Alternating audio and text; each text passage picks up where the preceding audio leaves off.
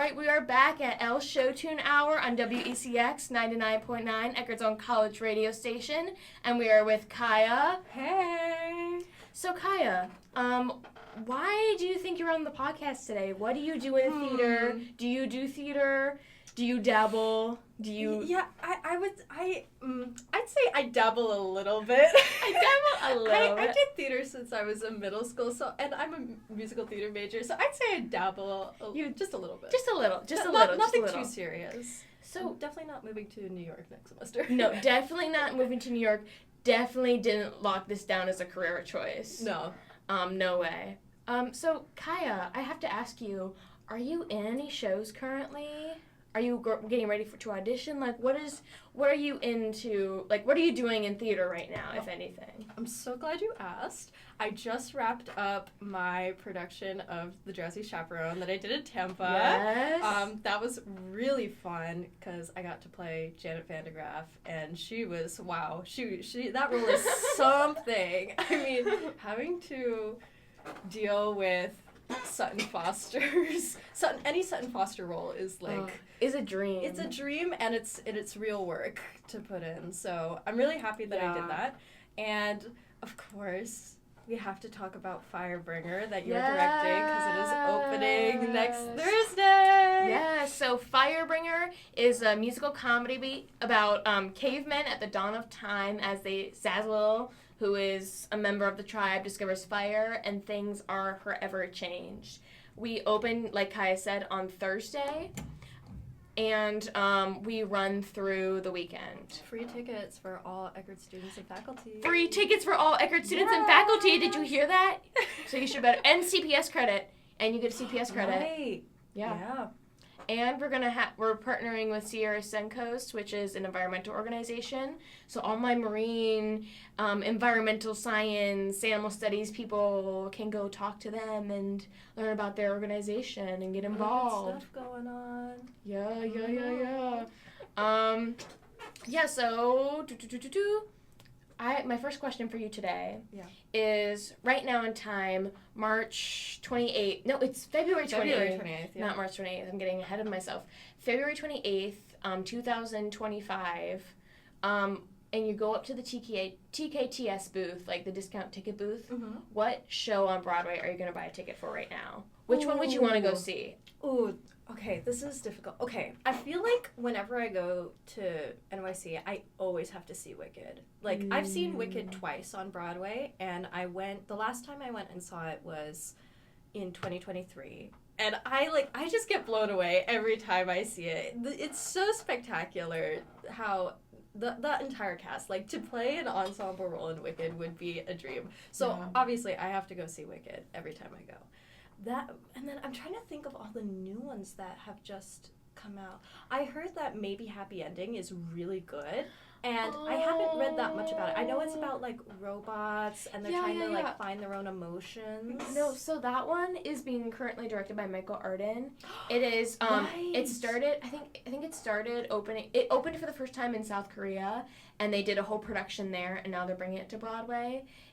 I have listened to some of the music, and it's really cute, it's like a little bit sad and because the whole thing is like one of the robots, not the Darren Criss robot, the other robot, I forgot her name, but like her battery's dying, and it's like a romance, but like there's like a ticking clock. Oh my god! Can I put that one on the queue for the next? It's actually so cute. Yeah, and it makes my heart happy. But I haven't watched. I really want to see it, but I've only listened to some of the soundtrack, and only the Korean version is out, so it's going to be in Korean. Really? I heard that they're going to make a Broadway album, right? I think so. Yeah. Well, now I need to see it even more, because I'll be so honest, I did not know what that was about. All I knew is that the characters were all robots, and they were like just trying to find some sort of emotional connection between each other. So knowing like a little synopsis of what's going on, that, oh my goodness, I'm so excited. I need to watch this. But yeah, I've also seen ads for this one play. I think it's called English, but it's about a group of Iranians who are trying to pass this very specific English language exam, and the play really dives into cultural What is it called? I think it's called English. English. And it's about like cultural not accumulation. I've forgotten the word for it, but how they adapt with their culture. There's like a whole character of this one woman. She's like an older woman, and her son has married this American woman, and they have kids, and she's super concerned because she can't speak English that well, and she's like, you've named your children names that I can't say and that I can't pronounce. And it made me feel so sad, but like that show seemed really interesting to me. I really want to go see it. Slay, slay, slay. Only if we had the money. If only we had the money to go see these shows, but hopefully when we get to Circle, maybe there's discounts. Maybe. Just discount tickets. We do get we get student discounts at Circle. I don't know about any of the Because I think Jonathan Groff is going to be in that musical about, is it like Bobby... Something like that. Jonathan Groff and Erica Henningsen. Oh! If you don't know Erica Henningsen, who you said? Yeah, Miss Katie Heron. Miss Katie Heron. She was also in Has-Been Hotel. She was in Has-Been Hotel? Yeah. Same with Jeremy Jordan. Yeah, all the greats. My next question for you, Kaya, is what is your favorite show? This could be a play or a musical, either. Ooh. Or inclusive to both genres. For the longest time, I always said that my favorite musical was Anastasia, probably because Anastasia is like my number one dream role. But now that I've thought more about it, especially in the last couple of years, I want to say Moulin Rouge, because I, for one, it's not that I'm against jukebox musicals. I'm just like not the biggest fan of jukebox musicals. But Moulin Rouge is different.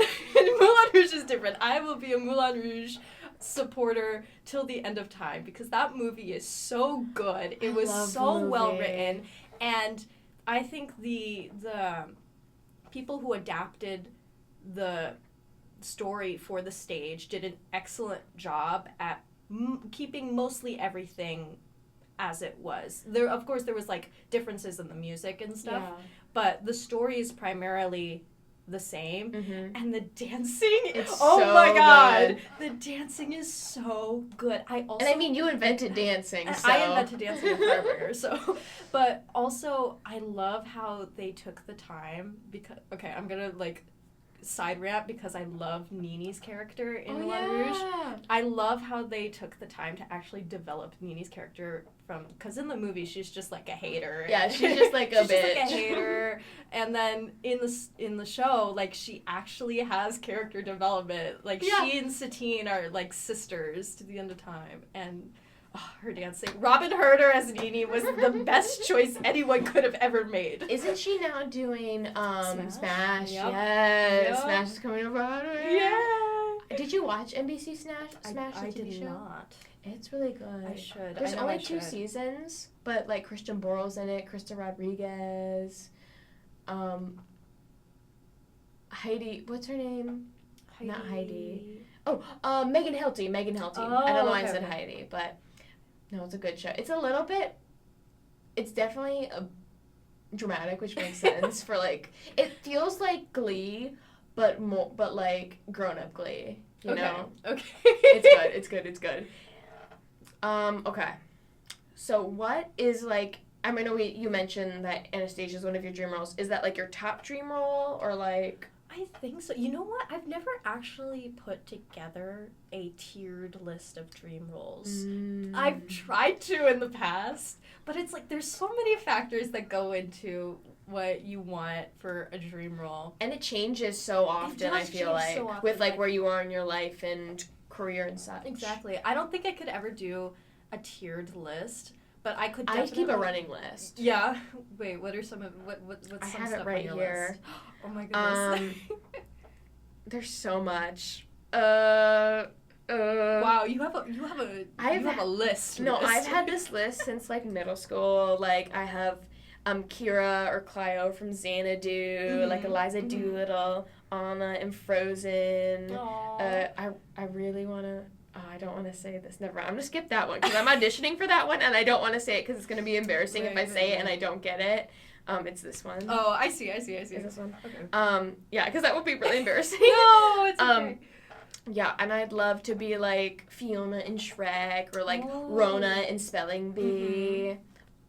What about you? I mean, we talked about Anastasia. Oh, yeah, okay, so Anastasia definitely because I love Anastasia, and I love Christy Altamar. But, Nini Moulin Rouge, even though I don't have the flexibility for that. But you can do the splits. I can kind of do the splits. I'm trying to get my splits back because I did not stretch at all during winter break. And when I came back first dance class of the semester, I was, like, dying. I was like, ugh. I've been trying to get my splits, but I always will, like, won't do it for a few days, and then I'll overstretch. Exactly. They're hard. The girlies are hard to tame. The girlies being my two big fat legs. Trying to split them open. Okay. Anyways, other dream roles. Oh, geez. I'm trying to think. I feel like any type of. I'm trying to think of like golden age musicals or like some of the older musicals where you have the soprano lead. I know The King and I is so racist, but I I really want to be in that big purple dress. I saw the video of like how long it took her to quick change for I that love Broadway, that one. Yeah, for the Tony performance. That's some real work right there. I love Kelly O'Hara. Yeah, and oh my goodness.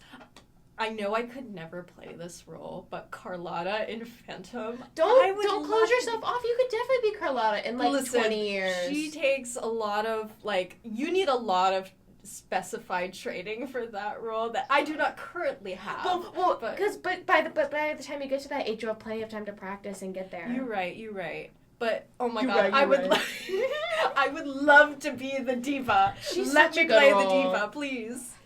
No, I'd love to be in Phantom. Like, and all the costumes are so gorgeous. The masquerade costumes. Yes. Please. So beautiful. I could just imagine, like, the Instagram posts and, like, the costumes. Like, I'm just a Phantom. Oh my goodness. I would pay so much money just to go to, like, backstage at a show and try on all the costumes. I'm like John Bolton when he's trying to fit into Anya's ball gown. Yeah, I really want to. I also want to mention roles. I'd love to be Glinda. I know that's so basic. Yes, but I want to be Glinda so bad. Same. The Glinda bubble dress. Sitting in the bubble. The bubble would scare me too much. Yeah. The bubble is like, I don't know. When I was little, I had such a bad fear of heights, but I feel like I would brave it for the bubble to be in the bubble. Her thank goodness outfit. Yeah. Oh my. With like the one shoulder and yes, with the one sleeve and so her hair. Or I love it when she's in that like all white outfit when she first is at school. Yes. We're talking about the musical costumes, by the way. Like Paul Tazwell. Was it Paul Tazwell who did them for the movie? I think so. Something Tazwell, but we're talking about the musical version, not the movie. The movie though, but the musical is the OG. The movie. Oh, do you have thoughts? I didn't know about this. So, the movie, I mean, like, I remember we went to go see the movie together when it came out, the day that it opened. I mean, like, I think I'm gonna blame me not really loving the movie on my own, like, allegiance to, like, the original production. Not necessarily the original cast, but, like, the original design and, like, direction and stuff. I just feel like the movie was yeah. I will say I am very excited for the second part. I will go see the second part. And I know I'm going to watch the movie a million times because it was good. But if I had to pick between watching the movie and the musical, I mean, it's obvious. No, I get that. I share some of the same sentiment. I thought, especially during I just get picky. Yeah, especially during Defying Gravity, they they held way too much space for that acting. Too much space. Like I was on the verge. How do they do it? Did she like hold her finger? Something like this. Yeah. I was like on the verge of tears after. Like before the bridge, and then there was just so much dialogue, and I was like, "Well, now the moment is gone." Exactly. Mm-hmm. Completely agree. What show tune? Do you listen to show tunes in your free time? Do you listen to musicals? Like, you could talk about like maybe all the time, maybe not really, or. I mean, when I was in high school, okay. when I was in middle school, I used to not like musicals, like, at all. Wow, I would have hated you in middle school. I was a bitch about musical theater. I think I still am, but I am a little bit more reformed. No, yeah. You know? I remember my babysitter in, like, 5th grade. I had, like, this girl in high school who would come and watch me while my mom was at work. And she showed me Wicked for the first time. Like, she played Popular. I remember this. And she played Defying Gravity. And I was like, okay, whatever. And I'd go back to, like, playing Minecraft or something. Yeah, but I gotta go mine these diamonds. Like, hello, defying what? I'd rather defy these diamonds. But that was really bad. But anyways, then Hamilton came out, and the gateway drug is real. My friends would listen to it nonstop. No, okay. And I could not get them to stop playing this song, and eventually it just stuck with me, and I was like, oh, I guess I'm one of you now. And then that's when I got really into it, and then probably like 8th or 9th grade is when I found out about Heathers and Mean Girls. So my entire Spotify playlist was just Hamilton, Mean Girls, Heathers, and 21 Jump Street.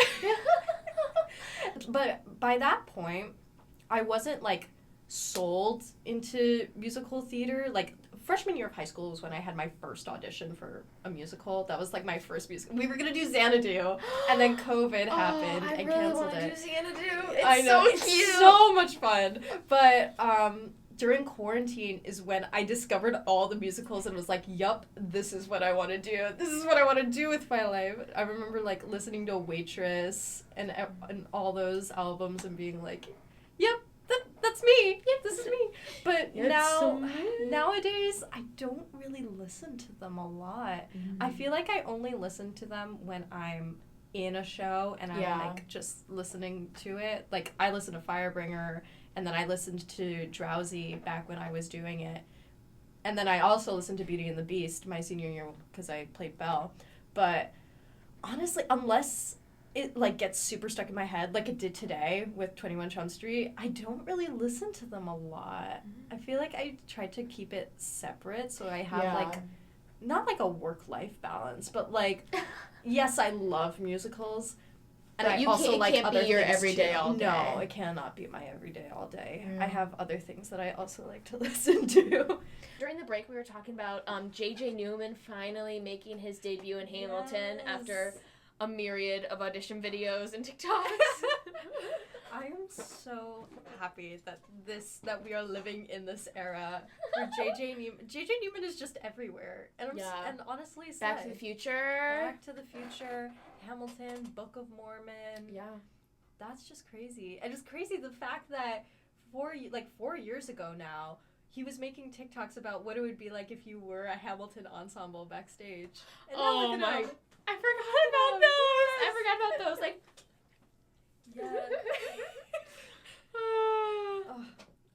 Yeah.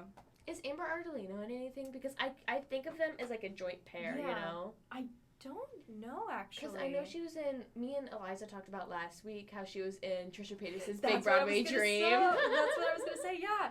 So many people were in Trisha's Broadway show. Yeah. It was like, Rachel Ziegler was in it. Sutton Foster. Yes, Sutton. We love you, Sutton Foster, as we just heard. We were talking about how right now in London, Hadestown has the original cast. Yes. And they're going to do a pro shot, right? Yes, they are. That is the only show that Patrick Page is going to be in because of his injury. No. I know, that sucks. Did he break it? Did he break his leg, was it? It was, like, either broken leg or he tore a ligament. I feel like tore his ACL, then he'd be out. Maybe he tore his ACL. I think. He tore something, but his understudy is on for the whole thing. Slay understudy. Slay understudies. I mean, imagine being, like, you think you're an understudy. You know that you're going to be ready to go on at any moment, and then hearing you're actually going to be with the OBC for the entire run. That's like a dream. That's crazy. That's crazy. That's crazy work. But speaking of Patrick, I love Patrick Page. Like, what a resume, from playing Green Goblin in Spider-Man Turn Off the Dark to, like, I think he was Marley in that, what's it called? It was Will Ferrell and they did Spirited. Oh, right. He was in that movie too as like the Marley character. He is now the voice in the new Snow White movie of the Magic Mirror. Yeah, he's the Magic Mirror. Oh my gosh. Yeah. I didn't know that. Speaking of Rachel Zegler in the Snow White movie, how do you feel about the new Snow White movie? Have you seen the trailer? I have seen the trailer. I don't get the hate all that much. Well, okay, obviously I get the hate with, like, the dwarf we thing. get the hate. That one was really bad. Like, Disney, what were you doing? Yeah. What were you They doing really there, fumbled Disney? the bag. No, I don't get the Rachel Zegler hate. Because... Oh, wait, why are we hating? I don't know people are hating on her. I had some people from Drowsy, not calling names, from my Drowsy show. But you know who you are. Like Rachel Why? Do not like Rachel Zegler. Because they think she's stuck up, and I'm not sure why. Apparently, she did an interview for Snow White, and she was like, "This isn't gonna be the Snow White that you know. We're gonna take charge. She doesn't need a prince." And I'm like, "Okay, like cool, her. feminism." Like, I don't think anyone likes the fact that the prince kisses Snow White when she's unconscious. Oh my god, yeah, I forgot about that part. So I It's think like, let's do it again! no, literally. So I think they're changing the plot a bit. Okay. But then why don't they just write a new movie for her? They should just don't write her a new know. princess. I don't know, but yeah, they've written new music from what I've heard. There's like a difference in the plot from the original film. They just should have written a new... Because I feel like that's what they tried to do for, what is it called? Was it Asha was the character in that Ariana DeBose? Oh, in Wish? Wish. What it was? Wish? So it was a new musical, like a new, like, Disney princess, but it flopped. Yeah, it flopped heavily. Because I think the reason why it flopped was not because they wrote an original musical. That's, like, the only good part about it. Not that I've seen it. Also, take this with a grain of salt. But I think it flopped because it was just Disney barfing up all, like, their generic branding into a movie. That's why it didn't flop. Not because... It was definitely used in that movie. I stand by those allegations. Or at least, like, to be... What is it called? If the AI is used, at least to, like, give them... Yeah. Yeah. Definitely. I let you come in for free and I don't even charge you rent. Like, who wrote that? I think it was Lynn. No, it was not. Yes, Lynn. it was Lin. No way it was No, Lin. let me look it up right now. I swear to God, if that was Lynn, I'm gonna say I'm really disappointed because this man wrote In the Heights, Hamilton, 21 Jump Street, Moana, and then he went and put those lyrics out. He did not write that.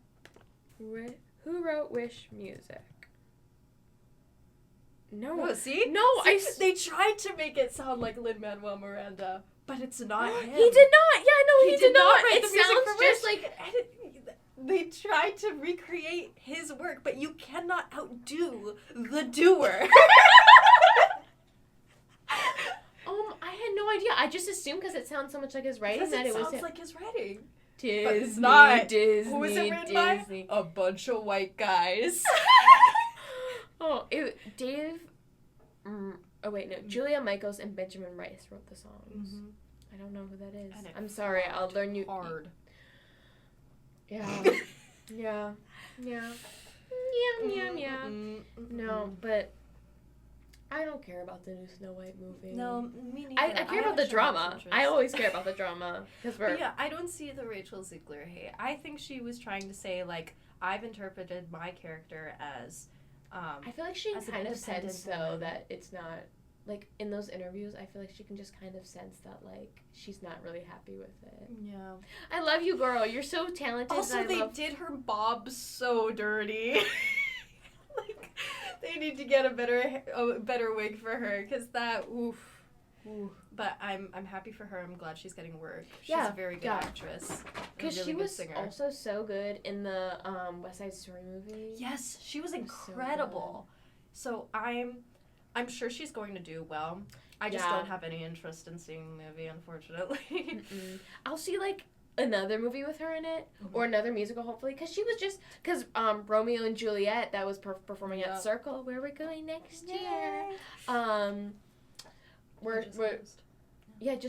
Just closed and recouped its full investment, which is great news for the theater world. It always feels very reassuring when a Broadway show recoups their investment. I'm like, yay, our industry isn't dying. We aren't out of a job yet. The art form isn't dead yet. It's not dead. It's not gonna die. Well, maybe. Do we want to talk about the Kennedy Center for I the Arts? love it. You just like read my mind, and I went. Do we want to dive into this? Because oh my god. Oh my god. Oh my god. Oh my god. Oh. So you were doing Legally Blonde. We thought of two different musicals entirely. So you were doing Legally Blonde. Yeah. And I was doing Here We Are. Mm. It's the new Sondheim musical. It was his last Sondheim musical. Okay. Like Michaela Diamond plays Fritz, and she's like, "Oh my god, oh my god, oh my god." Michaela Diamond is awesome. Oh, she's cool. She's like, she's so good with the sauce and like a Broadway icon. Like she just seems like Parade was yeah, so good.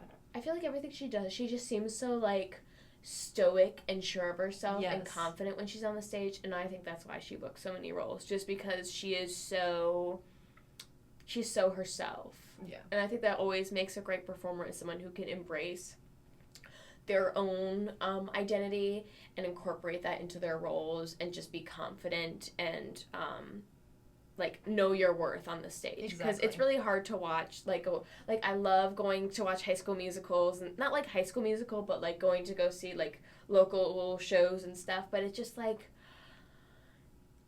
my heart hurts when you can tell someone's really nervous. I'm like, no, you got it, girl, come on, sing that note, yes. You got it. We artists supporting artists. Artists supporting artists. I love that. Speaking of artists supporting artists, come see Firebringer. And artists supporting artists, we have 2 other shows opening the semester. And auditions coming up for one of them, Little Women. Yay, Anna! Anna Randall, who's directing it. She's so cool. And she's Shout out Anna, because she's also in Firebringer, who plays Schwipsy. Get yourself a girl who can do both acting and directing. Mm-hmm. She's an icon. Yep. And so go audition for that or go see the show, because I know it's going to be so good. And Sarah Young is stage managing. And I'm assistant stage managing. And Kai's assistant stage managing. And Nikki Bonfilio is set designer. Yay! And our other show. And the other show, Too Much Light Makes the Baby Go Blind, directed by Janina Katz. Yay! With Grace DeClerc as the stage manager. Yay! Too Much Light Makes the Baby Go Blind is a really interesting one. It's 30 plays in 30 minutes. So how it works is there's 30 plays that the cast has rehearsed, and the audience gets like a list of like I think they get like a list of the plays and the number associated. Oh, sorry. I just apologize to the microphone. I'm so sorry, girl. I'm your mommy now. You would get that if you saw Firebringer. Yeah. So go see Firebringer. The plugs are crazy. The plugs are crazy in this episode, but it opens so soon, and I have to, for my own sake. But so Too Much Light, 30 plays in 30 minutes. The audience gets to pick which order the plays are performed in, because they're all like a minute or 2 long, and yeah, it's pretty cool. It's a pretty hard acting challenge for all the really talented actors that are in it. I don't know why I'm talking like this. But... When I did my callback for Too Much Light, Caitlin and I had a scene together for the callback, and it was, I won't spoil it because it's in the show, but I broke multiple times during it. I try my best. I think during auditions, I am good at not breaking character, but that script, man, that was hilarious. Silly, goofy, haha. It was so silly, goofy, haha. Beautiful. So I'm really excited to see that show. Sarah Hyland and Ryan McCartan in Gatsby. Because, okay, wait, why did Jeremy and Eva leave? Jeremy is doing Floyd Collins. And Eva's doing Cabaret. Which is crazy. Oh. But I have not yet read reviews about Sarah Hyland's performance. I have not either. Because she was in Modern Family, right? She was. What was her character name? She was one of the... She was the older daughter. Yeah, she was the eldest daughter. I love Modern Family. I can't remember her name, and I just watched Modern Family like last week. It wasn't Alex. No, because Alex was the one with the glasses. Yeah. I can't remember. Haley. There we go. Haley. Yeah. I just think of that Lily TikTok sound. the one where she's like, I hate Vietnam. We don't say hate. I hate Vietnam. I use that all the time whenever I'm like, I hate something. I just say, I hate Vietnam. But also Jesse Tyler Ferguson, big theater actor as well. Mm-hmm. He was like in a solo show a few years ago about like baseball or something. Yes, and one of the I forgot the actor's name, but the guy who was in Grey's Anatomy was in it as well. There's so many guys in Grey's Anatomy. Yeah, I gotta tell you, there's a myriad of dudes in Grey's Anatomy. I'm looking up this guy's name, but yeah, they were in that baseball play. Oh, yeah, the baseball play, and it's past 5. Yeah, we can swear past 5.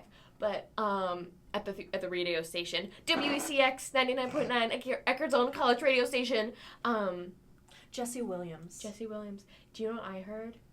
What? That in that show, apparently, I don't remember where I heard this from, but apparently there's a lot of like frontal nudity. Oh yeah, you have to like lock your phone in a box when you get to the stage. Obviously, when you go and see the show, you have to like hand over your phone to management, and like they have a way of making like sure when that I your went to phone go doesn't see get lost. John Mulaney, they had like these like special like phone clip things, like these like little pouches that like lock with like a robot or whatever.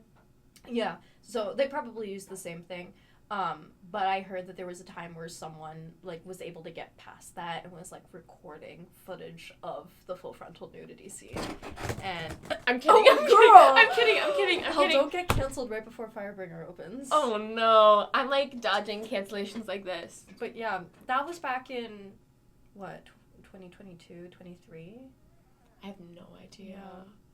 Speaking of full frontal nudity, I wanted to talk about the like nudity in theater, because that is crazy. Like, I don't think it's a common thing, and when it happens, like how like total nudity or like some nudity, like more skimpy or just like nudity. Like when I went to London for my winter term, I went to the Royal Ballet and I saw a show from a traveling company called Ruination, and it was like a dance theater production about the story of Medea and Jason. Yeah. And obviously in the middle of the story they talk about how Medea helps Jason defeat, I think it's the Minotaur, one of the Greek monsters, and the way that they have to do it is that Medea covers him in this like special lotion that makes him fire resistant. Yeah, fire resistant.